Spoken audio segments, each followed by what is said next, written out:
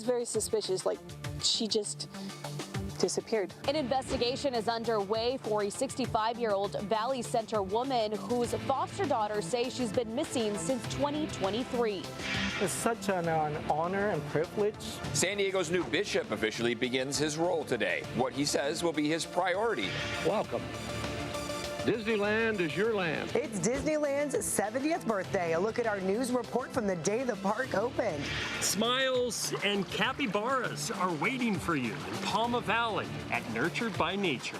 It's 6 a.m. on Thursday, July 17th, and you're up with CBS 8.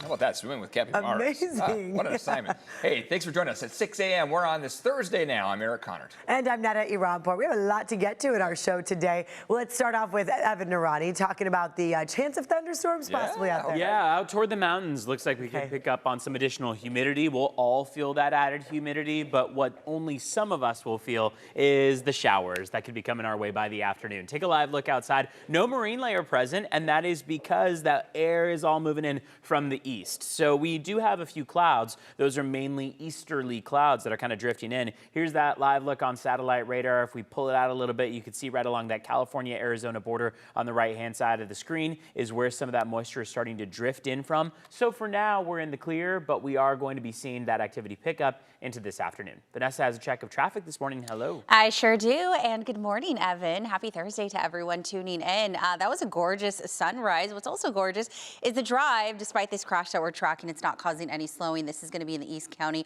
on the 8 West, right where it intersects with El Cajon Boulevard. Moving a little west, we're also getting reports of a wide object reportedly taking up the whole lane. Whoever reported it said that they're not sure if it's a soft or hard object, and that's going to be on the 8 East at Waring Road. Moving a little more northward, we're looking at full freeway speeds in from Oceanside as well as Escondido, about 65, 70 miles per hour there. Same deal out of Santee and the La Mesa Grossmont area. No major issues so far out of the South Bay. Netta and Eric. All right, Vanessa, thank you so much. And now this morning, sheriff's investigators are looking for answers after a Valley Center woman disappeared. 65-year-old Nadine Jett has now been missing since late 2023. This is according to her foster children. Yeah, investigators searched the woman's property on Oak Creek Road yesterday. And CBS 8's Regina Yarita live at the sheriff's headquarters now with the latest on this case here. Regina. Good morning, Eric and Netta. That's correct. And San Diego Sheriff's Homicide Unit served a search warrant at that Valley Center home on Wednesday morning. Now, we know that deputies have been searching for 65-year-old Nadine Jett. According to the sheriff's office, they issued the warrant after receiving information related to an ongoing investigation. We spoke with Nadine's foster daughters, Paris and Tiffany Lucci, along with their 2 other sisters. Nadine raised the 4 women when they were teenagers. They say she was her foster mom who offered them the unconditional love and support of a mother. But the last time the quadruplets saw Nadine was December of 2023 as she was battling pancreatic cancer. After that visit, they say that her caretaker, a man who Nadine had also previously raised as a foster child, isolated her from her family. Months after that, the caretaker told them that Nadine had passed away, but would not provide specifics. The daughters say he did tell them that he took Nadine's body to Mexico to be cremated. The sisters then went to the authorities, which finally led to yesterday's search warrant at Nadine's property. Chopper 8 flew above Valley Center Wednesday afternoon and saw at least a dozen of investigators on scene. They appear to be digging deep holes on the property. Now, here's what one of the foster daughters told CBS 8 after she says they questioned the caretaker. I looked him in the eyes. I said, "Can I have the death certificate?" He said no. And I was just like, there's something odd about this. And so San Diego Sheriff's Homicide Unit is still investigating this case, but they are advising anybody with information regarding the whereabouts of Jett to call Crime Stoppers. We have that number on your screen if you have any information. Eric and Netta, I'll send it back to you. Regina, thank you very much for that. And now new this morning, a rescissions package slicing $9 billion in funding for public broadcasting and foreign aid is heading back to the House. That's after the Senate passed it in the early morning hours, 51-48. Under this bill, foreign and aid programs will lose $8 billion. Public broadcasting, which helps fund NPR and PBS, will lose $1.1 billion. The House has until tomorrow for a final vote. This morning, trash pickup is back on in the South Bay, but now Republic Services workers have paused trash pickup in Claremont as part of the same sympathy strike. The Teamsters Union says the work stoppage will continue after Republic Services and the union representing workers in Boston could not come to an agreement on a health insurance issue. Meantime, in Chula Vista, collection service has resumed and recovery operations are already underway. Today, Bishop Michael Pham will officially become the 7th Bishop of San Diego. Last night, he knocked on the doors of St. Joseph Cathedral downtown, which symbolized both the start of a Vesper service and the beginning of his journey. He was appointed by Pope Leo and is the first Vietnamese American to lead a diocese in the U.S. Bishop Pham emphasized the need to uplift vulnerable communities, especially immigrants and refugees. Many of these peoples who are voiceless, and we need to be that voice for the people. And when we are that voice to stand with the people in solidarity, people will be attracted to and coming together as a people of God. The installation mass is scheduled for today at St. Therese of Carmel Parish. It is invitation only, but you can find a link to the live stream at CBS8.com.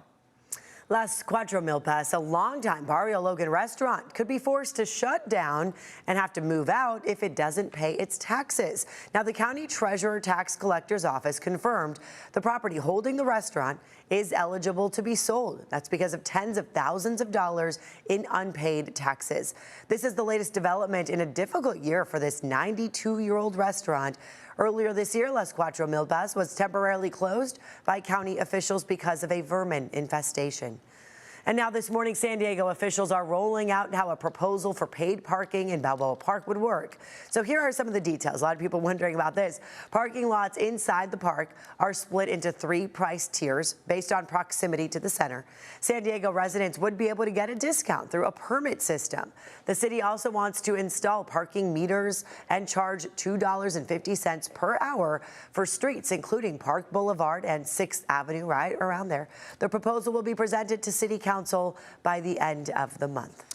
All right, here we are Thursday, getting a little closer to the weekend. It's going to be a busy one here in San Diego. Yeah, and that's why a lot of people are concerned as to whether or not the showers and thunderstorms that could be popping up this afternoon are going to be a concern going into the weekend. Right now, the answer is no. It seems like all the moisture that we have on hand is a problem exclusive to today and early tomorrow, and then we'll see it taper off by the time we get to tomorrow night. Satellite radar showing that we are dry right now, and we have a lack of clouds. So none of the cloud layer that typically develops out along the coast and pushes inland, that marine layer, is present to kick off your Thursday, which is a great sight to see. We've had some gorgeous sunrise views, as you just saw. Want to take you to what we see in terms of the forecast today. Still sticking with the 70s out by the coast. We have some 80s inland, slightly warmer than yesterday. 82 on average across the mountains and 101 for the deserts. That's what your temperatures look like, but the focus is those showers and thunderstorms that could be popping up as we get toward the afternoon. So mainly in the PM hours, after the noon hour, between about noon and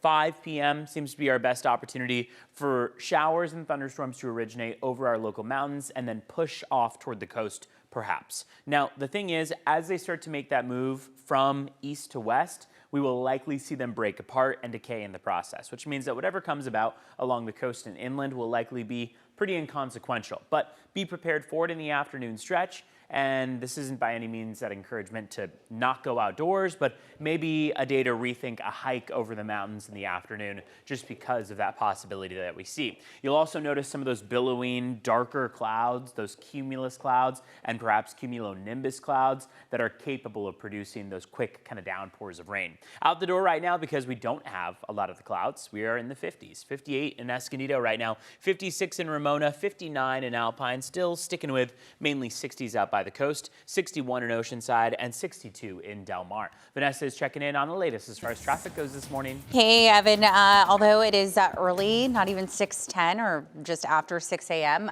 we're tracking a crash already in the East County. So you may want to listen in 8 West at El Cajon Boulevard if this pocket is involved in your morning commute. You may want to leave time for travel. It's not causing any slowing, though, at last check. Other than that, we were tracking a couple of traffic hazards. We're getting reports of a wide object in the middle lane hanging out on the 8 East right at at Waring Road. A little more south of that, another hazard in the middle lane on the 54 West right at the 805 split. Regardless, so far so good in terms of travel. Right now we're at full freeway speeds, both out of the North County, same deal out of the East County, in from Santee and the La Mesa area on the 8, as well as the 52 West. And if you're headed northbound, no major slowing at last check, about 60-mile-per-hour speeds in from the Chula Vista area, in from National City. We're down to about 45-mile-per-hour speeds, and that's mainly near the mile of cars. And then those speeds increase once you get up past Division, that Division Street exit. All right, travel times right now, all in the green. So this is good news if you have to get somewhere on time this morning. 10 to 15 minutes right now on both of those northbound drives. Full span of the Coronado Bridge will take you about 3 minutes from downtown San Diego. And here's a quick check at those westbound drives on the 94 as well as the 8. In from the North County, about 25. In from Encinitas to the top of the Golden Triangle. If you're traveling in from Escondido down to the 163 merge, we're tracking about a 10-minute drive for you. And taking a quick look at your border wait times, we are tracking about an hour 30 inbound from the San Ysidro port of entry. If you're traveling in from Otay Mesa, it'll take you just over an hour as well, about 75 minutes.